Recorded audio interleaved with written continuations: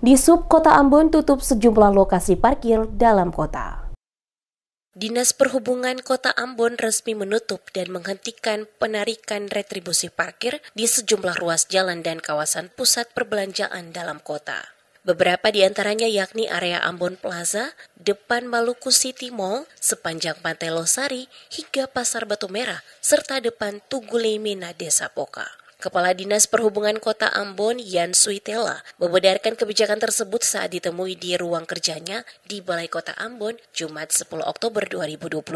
Menurut Suitela, sejak Januari 2025, pemerintah Kota Ambon tidak lagi memungut biaya parkir di lokasi-lokasi tersebut karena tidak memenuhi syarat keselamatan bagi pengguna jalan. Suitela memastikan area seperti depan MCM dan Tugu Leimena tidak layak dijadikan lokasi parkir berdasarkan hasil kajian keselamatan. Karena itu, seluruh rutinitas parkir pada lokasi yang disebutkan resmi ditutup. Suitela menegaskan, apabila masih terdapat penagihan parkir di lokasi-lokasi yang telah ditutup, maka hal itu termasuk pungutan liar. Dishub Kota Ambon juga beberapa kali melakukan operasi penertiban dan menegur juru parkir yang masih beraktivitas di area terlarang tersebut. Petugas bahkan mengimbau masyarakat untuk tidak memarkir kendaraan di lokasi seperti depan MCM dan Tugu Leimena karena berpotensi membahayakan keselamatan pengendara.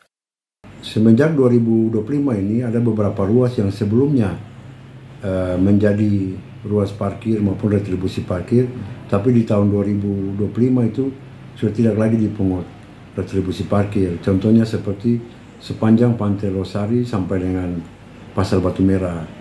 Kemudian area parkir di dalam Ambon Plaza. Kemudian ada di depan MC maupun di depan Dian Pertiwi Poka. Itu merupakan area-area yang tidak diperuntukkan untuk parkir. Kenapa? Karena memang contoh untuk di depan MCM maupun di depan Dian Pertiwi Poka itu dari sisi keselamatan itu tidak memungkinkan.